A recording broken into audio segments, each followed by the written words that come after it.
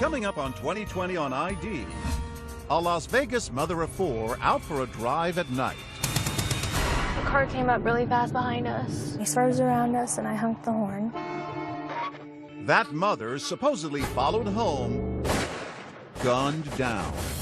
I was screaming and crying, saying, "Mom's been shot, Mom's been shot." The hunt for her attacker is on. Her family destroyed by grief. I'm quite white. But was the first story in the headlines Apparent incident of road rage. the entire story? Wait, what happened? A lot more complicated than the first reports of road rage. What really happened that night? We put all the pieces together. Witnesses telling what you've never heard before. And the first words out of his mouth, I got them. The victim painted as a villain. People start to wonder, should I be feeling bad for her? You all happy? You made my wife look like an animal. And the suspect with his own story to tell. Every direction I went, she would just follow. In this story, nothing is as it appears to be. And whatever happened in Vegas doesn't stay in Vegas. If this were a movie, it would almost be too unrealistic. A dangerous intersection. Welcome to 2020 on ID. I'm John Quinones. It's a tale that seemed all too familiar. A heated exchange between two strangers leads to road rage and then murder. But in the story you're about to see, as the truth unfolds, it reveals a knot of tangled relationships, mistaken identity, and overwhelming fear. As Deborah Roberts first reported in 2015, no one could have seen this chance encounter going so terribly wrong. It's a cool Thursday night in America's favorite adult playground, Las Vegas, and the Strip is already jumping. But across town, near another playground in a part of Vegas where people actually live, a local mom's about to set a mystery in gear. She pulls in and she smiles and she's like, "I don't need you crashing the car." 44-year-old Tammy Myers is giving her 15-year-old daughter, Crystal, her first driving lesson. At 10 o'clock at night?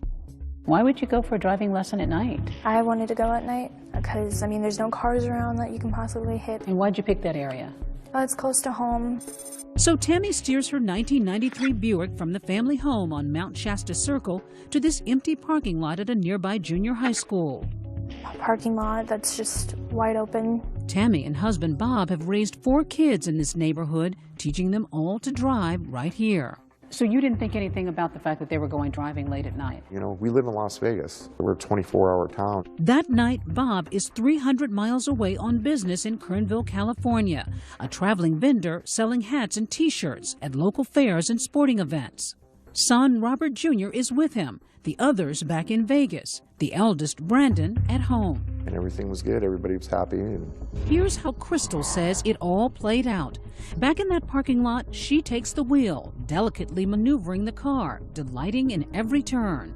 I was just like, okay, I'm getting the hang of this. Then the lesson moves from the parking lot to the neighborhood's main streets. We finally stopped and she pulled over and we switched seats. Tammy now takes the wheel.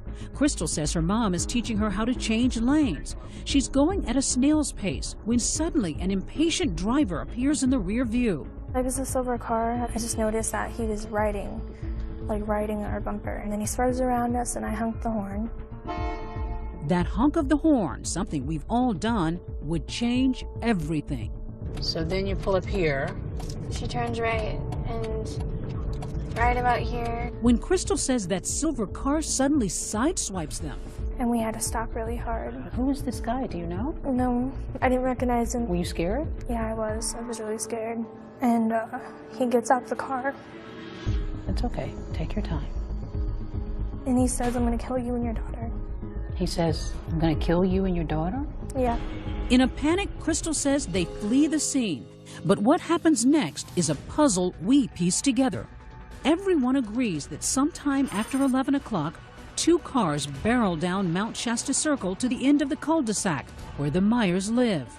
That old Buick driven by Tammy and a 4-door silver sedan driven by a mystery man in hot pursuit with a gun. You heard the shots? Yeah, I was looking and heard the shots. Did you know she had been hit? Yeah, I was screaming. He said, "Mom's been shot, Mom's been shot." Brandon, her eldest son, remembers running to his mother's side as that silver sedan flees the scene. I was just screaming at her, "Mom, please stay here, stay here."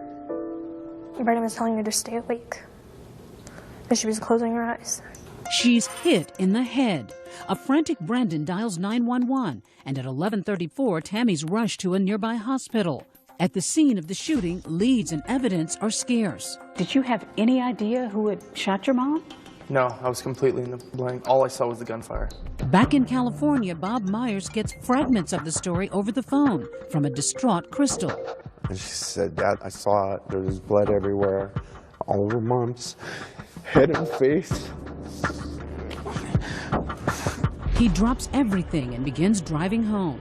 And what's happening in your chest at this moment? I'm like, what's going on here? How fast are you driving? 100 miles an hour. Every thought saturated with concern for his wife of 25 years, the family matriarch who'd earned the name Mama Bear. What kind of a force was she in the family? She was the backbone of the family. She was everything to the family, the business, the kids, me. You know, she was the godmother of all, you know, in our home. She was the prankster, the jokester, a loving wife and a good mom. Didn't have a mean bone in her body. It's not until the early morning hours of February 13th when Bob, still on the road, gets a call from police. He says, "Mr. Myers, it started off as a road rage. They followed your wife home and shot your wife." Frantic, he wants to know more and begins calling TV stations, asking for updates and granting interviews. I'm speechless. I've been with this woman 25 years. He is now the vocal spokesperson for the Myers family. Local reporter Jackie Heinrich found it peculiar. He called our station when he was driving back from California and says, "Hey, I'm angry about this. How could someone do this?" I didn't want to freeze out the media, and here's why I didn't. You can't find killers without the media's help. By daybreak, Bob finally arrives at the hospital and sees his wife's lifeless body. I get to the room and I see my wife. In the sight. All right. I said, "I'm here, baby." And I said, "Oh, this is going to be okay, you know." But his optimism is quickly dashed. The main doctor's sister, "I hate to be the one to give you this bad news, but your wife's not going to make it." And I told my wife, "No matter what it takes, I'll find out who did this to you." Later that morning, I'm right here. You know what you did last night? You come here. an angry Bob Myers stands before the cameras saying there were as many as 3 killers in that silver car. 3 guys wanted to plow into a mother of 4 and come back and shoot her, follow her home, and kill her. By the end of the day's news cycle, here's the official narrative. Police say 3 suspects in a small silver car nearly collided with her green Buick. It followed them home, someone inside opening fire. As the Buick becomes a makeshift memorial, Tammy Myers appears to be yet another victim in an endless string of road rage incidents. Los Angeles, Tampa, Randleman, North Carolina. And this scene in Austin, Texas. 2 men in the middle of traffic going at it with a baseball bat and a wooden pole. But this one is unlike any other. A mom cut down in her own driveway. Road rage mystery in Las Vegas. The mother shot after teaching her daughter how to drive. But despite all the attention, no arrests. The next day, February 14th, a heartbreaking Valentine's Day. Vegas police released this security video of the silver sedan cruising the neighborhood around the time of the shooting, and with it, this composite sketch. Police say this is the face of one of the suspects. Police say it's Crystal's description of one of the strangers in the car that sideswiped her and her mom, threatening to kill them. He's a big guy, 6 feet tall, weighing about 180 pounds. As far as we can tell, there was no prior contact with these individuals. They are complete strangers. There's a manhunt for this unknown guy, instilling fear in everyone across the valley. Everyone's like, could this happen to me? Neighbors are too afraid to show their faces with that suspect still out there. That night, an agonizing moment for Bob Myers. At 7:05, he disconnects his beloved wife from an artificial respirator. I'll always have a wife. She'll never leave my heart. But she's gone. I didn't want my baby to suffer, but I didn't want her to go either. You know, to have to say it's okay to turn off the switch to let your wife go. So you had to do it. Had to. But before Tammy Myers can have a funeral, she's about to be buried. It's like they were murdering her all over again, repeatedly, daily. Tammy Myers went looking for the driver. Are you happy? As the story takes the first of what will be many sharp turns, was the innocent victim really all that innocent? Maybe this isn't what I thought it was in the beginning. And a young woman with inside knowledge about that night. But to break the case, she must find the courage to turn in a friend. You called the police. What did you say? Everything. Stay with us.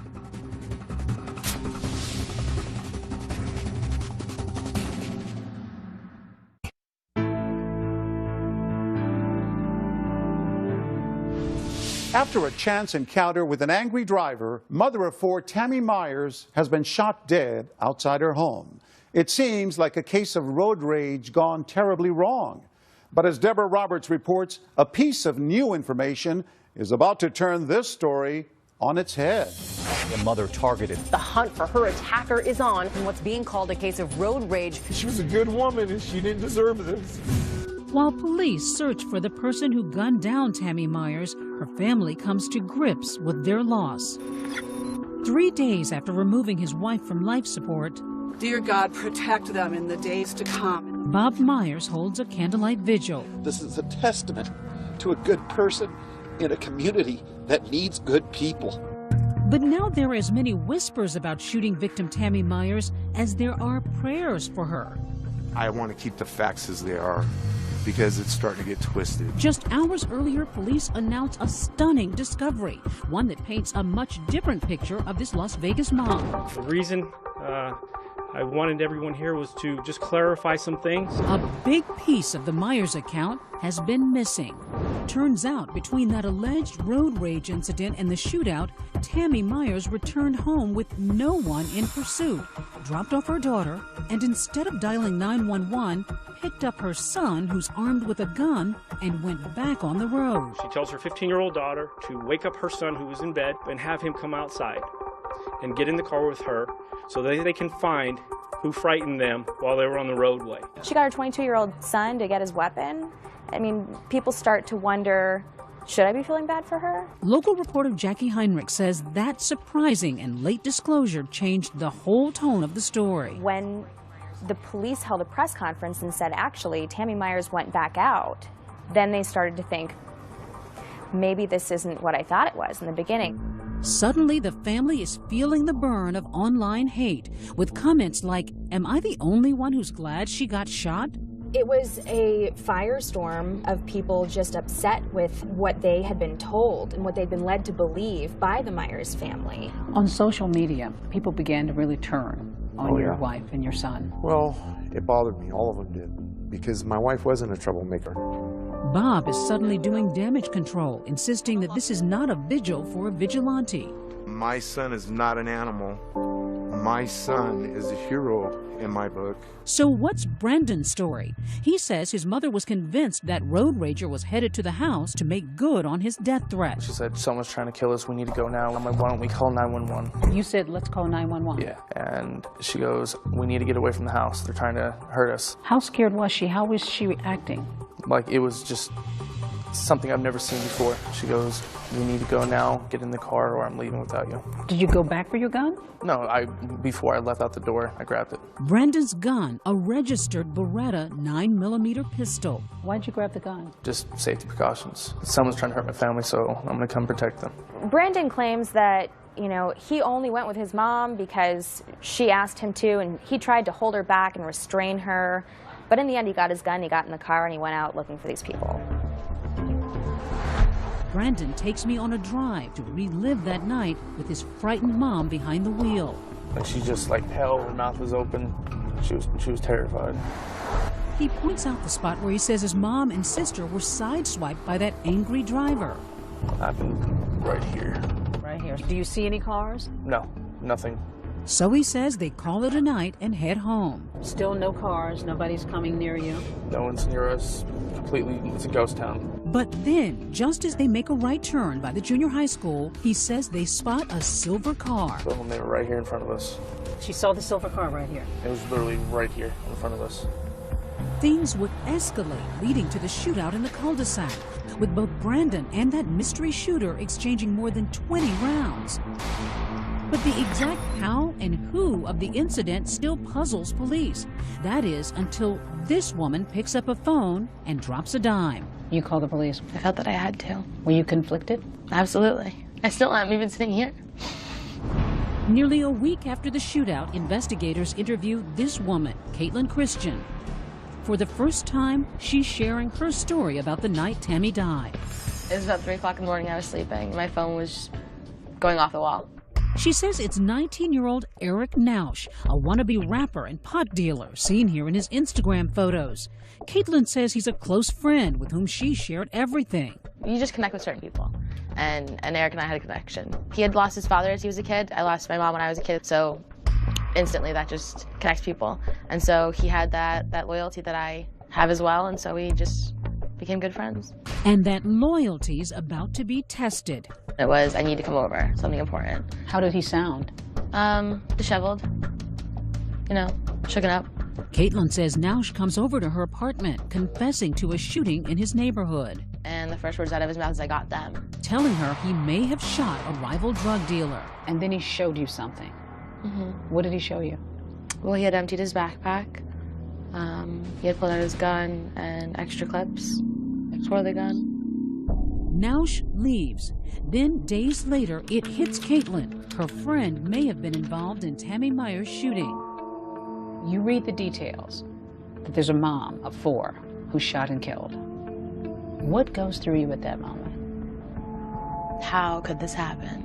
And I didn't even finish the article before I got up and called. Called? The police. She makes a wrenching decision to turn in her trusting friend. And how did you feel after the conversation once you told them what you knew?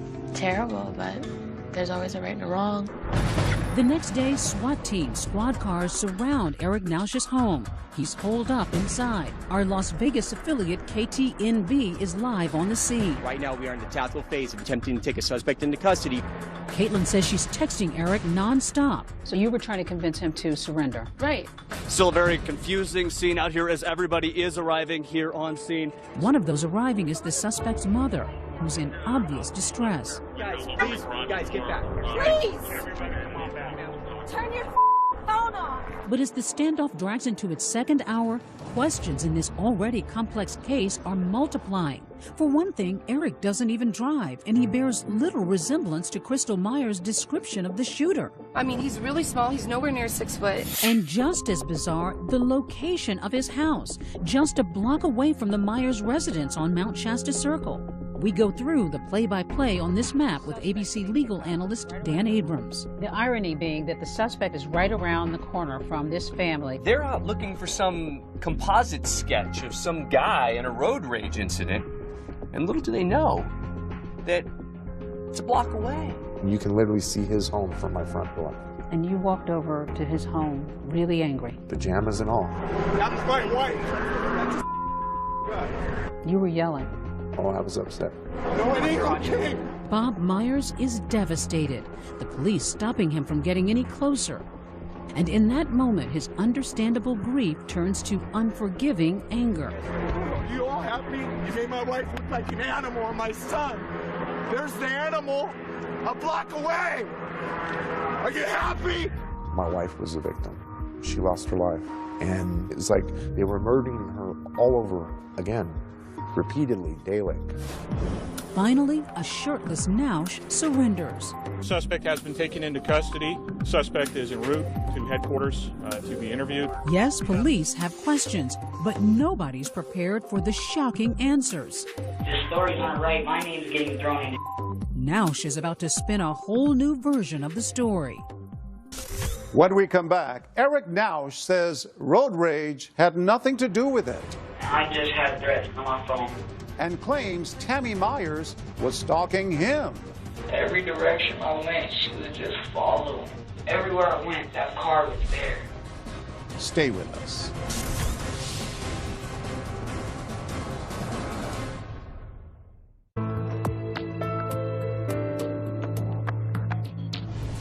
1 week after the murder of Tammy Myers, there is an arrest in the case. But as police bring the suspect in for questioning, the twists and turns continue. Once again, here's Deborah Roberts. Well, teenager in custody. His name is Eric Nausch. We know the suspect is here at Metro headquarters. While the media churns the news of Eric Nausch's arrest, the 19-year-old suspect himself is alone with his thoughts, slumped across an interrogation table, while others are thinking, just who is this kid? His Instagram account is full of photos of what appear to be drugs. By all accounts, Nausch is a wannabe gangster rapper and low-level drug dealer known on the streets as Baby G, the kind of guy who ends up either famous or in jail, or in this case, both. You got your water? All good? Mm-hmm. All right. But his close friend Caitlin Christian sees him more as a lost child whose father committed suicide in 2010 and is now living with his mother and a baby sister. Eric is a good person. Eric has a huge heart. Was he a troubled kid? I don't believe so. He wasn't a violent person. I believe that there's a void when a parent's not there, but I don't think he was a troubled individual, no. Nausch may be in need of a father figure, and Detective Clifford Mogg is happy to oblige, kicking off the interview with a laid-back Miranda warning. I just need to advise you of your rights, and then I want to talk about you. All right, you have the right to remain silent. After some friendly talk, So, tell me about Eric. the cuffs are off, trust building, You'll be cool with us, aren't you? and very slowly Detective Mogg starts pulling the string. In your mind, what's this all about? Tell me. Well, you guys think that I did something? Nausch says he's no killer, just a pothead who likes to light up at Anson Park. Curiously, the park just across the street from the junior high school where Tammy Myers was giving that driving lesson. The park has always been my #1 spot. But Nausch says on the night of Tammy's murder, he was hanging out at this guy's house, Yeah, murder, murder, murder, murder, kill, kill. a local rapper named Young Crane. I went over there sometime between the afternoon and I was there until the next morning. Then talk of weapons. Have you ever been in possession of any handguns, real guns? Yeah, but I got rid of it. When? Probably about like a month ago. So describe the gun. It was like this big, Mm-hmm. and it was black and it was silver. Much needed protection, Nausch says, because rival drug dealers had been threatening him and his family. Kids threaten your family or other people threaten your family? Yes. An hour later, detectives finally reveal their hand, letting Nausch know they've already blown up his alibi, because his best friend Caitlin has told them everything. Katie really likes you. She said you were like a little brother to her. Where he'd been, what he'd done, and the gun he did it with. I knew about that gun that you were talking about way before you ever told me. This is crazy, dude. It is. Everybody's trying to see you do the right thing, but everybody realizes that you made a bad mistake that night, okay? And the fact that you sought out Katie to talk to that night, that lets me know that this was really bothering you. Cornered, Nausch can no longer carry the weight on his slender shoulders. Come here, Eric. Look, son, tell me what happened, okay? You gotta get this off your mind. I really no more of those. So tell me what happened. Tell me from the beginning, Eric. Now get ready for Nausch's story, which begins just after 10 o'clock. That night, he's in the park, armed and paranoid over the threats he'd been receiving, when he notices Tammy's Buick circling slowly in the school parking lot. Every direction I went, she was just following. Everywhere I went, that car was there. He says he was sure it was someone stalking him, so he hides and calls a friend to pick him up so he can get away. It was a smooth 30, 45 minutes before I even got in the car, until I knew this car was out of sight. The friend arrives in a silver Audi sedan. Nausch thinks he's escaped his enemies, but almost instantly crosses paths with that Buick once again. They just came out of nowhere. They were following us, and they didn't even turn. He tells police something that surprises them, that someone in the other car was brandishing a gun at him.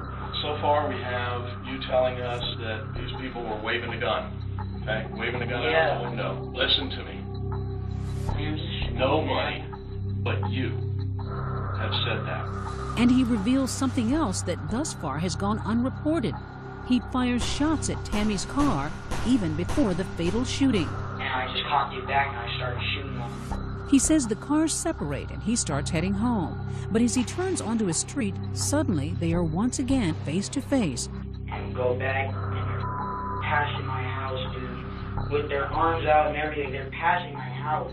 And Nausch, now panicking, follows that car into the cul-de-sac. I really thought these were the guys that have been threatening me this whole time. When you pulled into the cul-de-sac, what did you see? First thing I seen them run up to the door. That's all I kept thinking is they going to grab more straps. And I didn't let every bullet I had in there. I got scared. Do you think he had any idea that it was Tammy Myers in that car? No. I full-heartedly, in my soul, believe he had no idea. You know, you can tell when someone's hiding facts or holding back. And he wasn't. He didn't even know if anyone had been struck at this point, let alone who was in the vehicle. He had no idea. After unloading his gun, Nausch flees the scene, thinking he'd protected his family. It's only days later, Caitlin says, they both realize he may have just destroyed one. What was his reaction when he realized that it was Tammy? Nauseating remorse. Like, he could not understand how it happened. How did it go from, I was terrified and these are some punk kids looking for me, to the life of a mother. He saves his biggest surprise for last, telling police Myers is not only one of his neighbors, he knows her, has eaten dinner at her table. So you know the family? I know the whole family, man. Is there anything you want me to tell the family? Like, my intentions were to take someone who was going to harm my family up. Not my homie's mom. Not Tammy. The stunning relationship is confirmed for the first time when Bob Myers later addresses the press. We knew how bad he was, but we didn't know he was this bad. Myers claiming his wife had mentored the troubled youth. My wife spent countless hours at that park consoling this boy. She was really good to him. She fed him, she gave him money, she told him to pull his pants up. Some saw it as odd that you didn't disclose that you knew him to the media at one point, and then later on you did. Because I didn't know. I never knew Nausch's last name. I knew him as Eric. I didn't know until I saw his picture on television.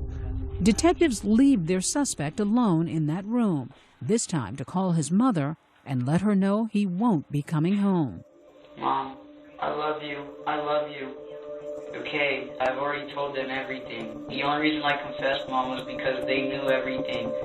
But the case is far from closed. Nausch won't give up the driver of the silver sedan and claims no knowledge of any prior road rage incident.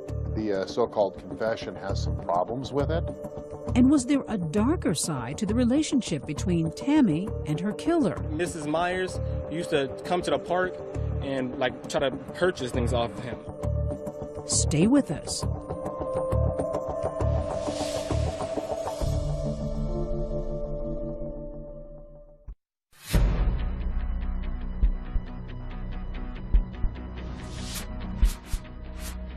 "10 days after the shooting of Tammy Myers, a wide-eyed Eric Nausch is ushered into a courtroom for the first time, an image that brings his friend turned informant Caitlin Christian to tears.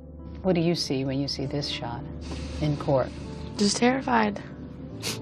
I mean, he looks the picture of a confused kid right here, don't you think? Yeah.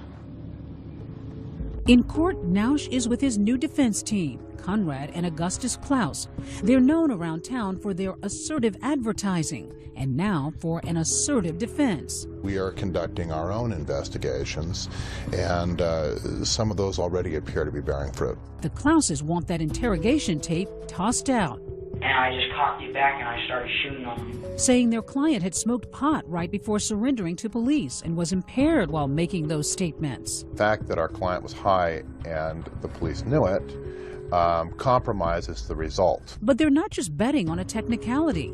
They claim the killing of Tammy Myers was justified. The facts seem to point to self-defense in this situation. I think there's a possibility, at least, that he was feeling like his life was in immediate danger. Now, I think in a court of law, it's going to be very hard to prove that, firing 20-some-odd rounds is self-defense. Do you think Eric should go to prison as a murderer? No. But I don't think Eric needs to go away forever. Because, she says, for months, Eric was facing a barrage of anonymous death threats from what he suspected were rival drug dealers. The situation serious enough for him to get that .45 caliber pistol. What kind of threats? He said they would come through text messages, phone calls, Facebook messages. He didn't know who they were, but that they were going to skin him, skin his baby sister alive, take care of his mom as well. You saw the actual text messages? Absolutely. And as Nausch says repeatedly in his interrogation video, he thought they'd come for him the night of February 12th. In his mind, it's they threatened me. This was them coming at me. This was me protecting myself. And she believes Nausch's claim that he saw someone pointing a gun at him from Tammy's car, prompting him to begin shooting. But there's no doubt in your mind that he felt that somebody waved a gun at him, that he saw that. Absolutely. There's no doubt in my mind that he felt absolutely threatened, that it was me or it was them. But Brandon Myers insists he never revealed his gun. Did you wave your gun? No, not at all. Given the Myers family's previous omissions, Jackie Heinrich has trouble believing them. Her suspicions turbocharged by rumors among people who knew Nausch, like Anthony Lee, and what they claim was the true nature of the relationship between Tammy and Nausch, mentor and mentee, or something more sinister. Mrs. Myers used to come to the park and try to purchase things off of him. Find out that it has more to do with drugs than mentorship. Heinrich points out that investigators found the painkiller oxycodone in Tammy's purse. We don't know if that is related to their relationship or if that's separate, if that's totally on the up and up. Nausch never mentioned anything of the sort in his interrogation, but the accusations lead to headlines like this, suggesting the shootout wasn't about aggressive driving at all, but about dirty drug dealing. The one thing that we can positively say at this point is that this case was not about road rage. But according to Bob Myers, it was all just the defense trying to muddy the waters, one of many off-the-wall theories his family has had to knock down. It's just one thing after the other. It's like my daughter was pregnant by him and they were in a relationship, or my wife was in a relationship with him, or it was a drug deal gone bad. Did anybody in your family ever buy drugs from him? Definitely not. Some questioned the fact that your wife had oxycodone in her purse. Yeah. She had a prescription for it. She had a prescription for 3 years for it. How do you plead to count 1, murder with use of a deadly weapon? Not guilty. On March 12th, Nausch pleads not guilty to murder charges as police are closing in on another piece of the puzzle. Who was driving the car when Tammy Myers was shot? Nausch won't say, but cell phone records lead police to his 27-year-old buddy, Derek Andrews, owner of a silver Audi, which sure looks a lot like the car in the security video. Andrews and Nausch are soon seated side by side once more, not in the Audi, but in a courtroom with matching jumpsuits. This was an act of unprovoked use of force on behalf of Mr. Nausch, with Mr. Andrews being the driver and complicit in this act. Andrews denies any involvement, pleading not guilty. Could he be that mysterious man seen here in the sketch, the first alleged road rage incident that started it all? Up next, we put the pieces together. Shows, Brandon, what was that? And that's when Brandon got out of the car, Mrs. Myers got out of the car. But the truth is stranger than fiction. It turns out everybody's wrong. Don't go away.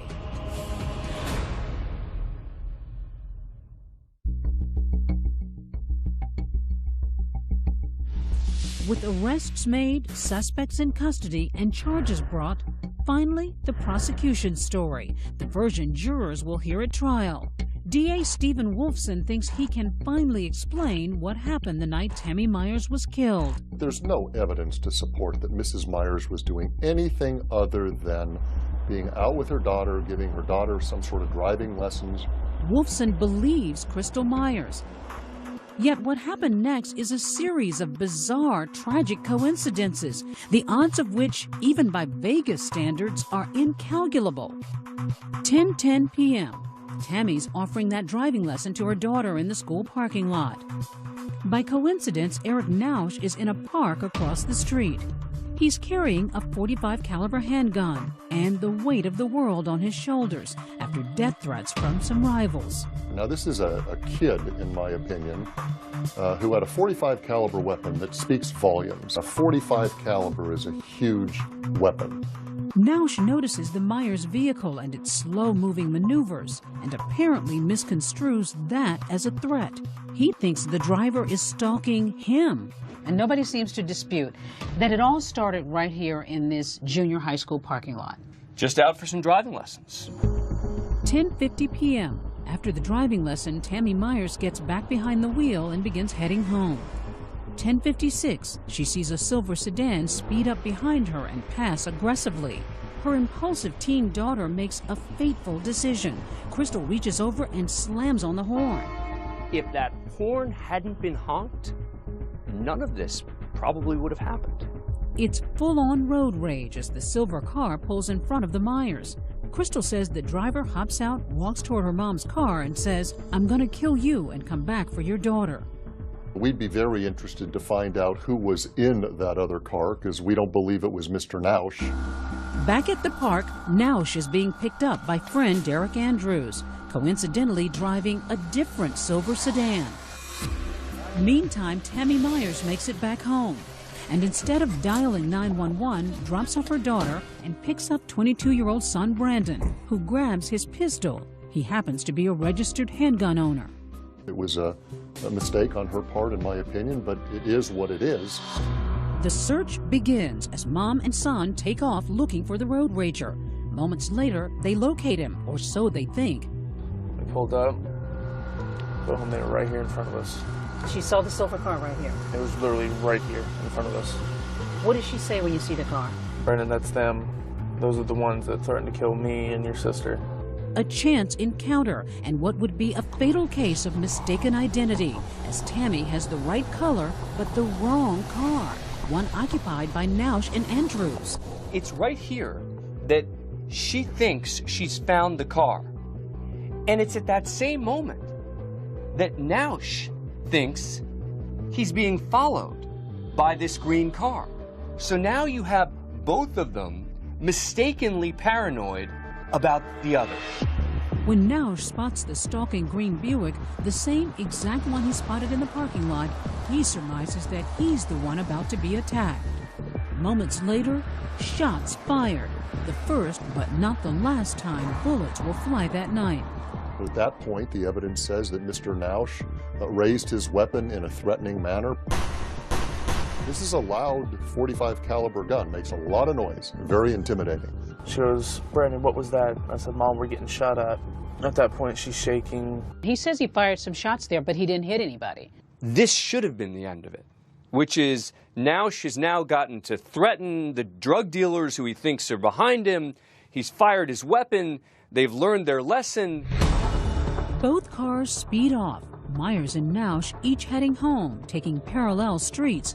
But remember, they live only a block apart, and in the final, cruelest twist of fate, find themselves headed for disaster as they turn toward their houses, winding up on the same street. The Myers pull into the cul-de-sac. Derek Andrews follows them in. And that's when Brandon got out of the car, Mrs. Myers got out of the car. There's no evidence to suggest that Brandon or Mrs. Myers did anything to legally provoke and give Mr. Nausch the legal right to use deadly force. The minute he follows them into that cul-de-sac, he's now become a threat. What did you think was about to happen at that point? Did you think there was going to be a shootout? No, until they started shooting. And everything was like slow motion, like very slow pace. It was weird. Nausch empties his .45 and reloads. The evidence will show Mr. Nausch, in an unprovoked way, for stupid reasons, chose to drive down in a neighborhood that he was familiar with. And he saw two people and opened fire. When the shooting stops, the sedan backs away, and Brandon Myers sees his mother on the ground. She was laying and bleeding. So just seconds more and you would have both made it into the house. Yeah. A year later, that house soon to be only a memory. The Myers family packing up, moving out of the neighborhood and away from the specter of Tammy. I catch myself all the time calling her. I'll sit in my chair out in the living room and I'll go, "Hey, babe." Nothing comes back. The quiet cul-de-sac, once a safe and secure street for the boys' football fun, will now be remembered for the woman it could not protect. I hate looking at this. I just stare at the ground right there. But I know that she was right there. The family has had a book written telling their side of the story as they await the trial of Eric Nausch. Bob will wait until after that to lay his wife's ashes to rest. You haven't buried your wife? Oh, no. Why not? Because everything that was said about my wife. When I put my wife in the ground, I want all the truth out. And I think the only way we're going to get that out is from a trial. Mrs. Myers, as I understand it, was a nice lady who was willing to try and help a troubled kid. That's what the evidence will show and nothing more. They're all over here driving around like clowns. A year later, another incident in Las Vegas between the driver of this truck and a motorcyclist. But Brandon Myers didn't need to see that to give peace a chance. In the wake of his mother's death, he surrenders the 9mm pistol he took with him that fateful night. The cops have it. I mean, I told them I don't want it back. They can keep it.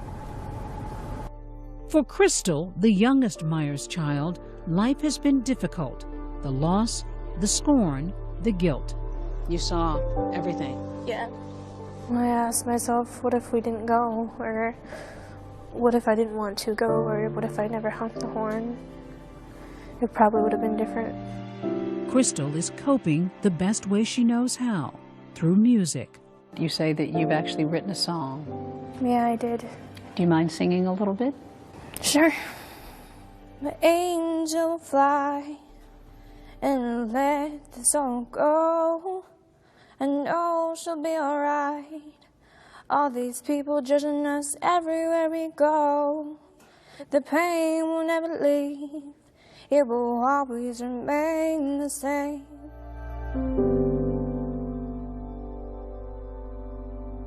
In the end, the Myers family did not see the trial they had been waiting for. In March 2016, Eric Nausch changed his plea to guilty for second-degree murder. He faces a possible maximum sentence of life in prison. Derek Andrews also changed his plea to guilty of voluntary manslaughter and accessory to murder. He faces a maximum of 15 years in prison. I'm John Quinones. Please join us next time for another edition of 2020 on ID.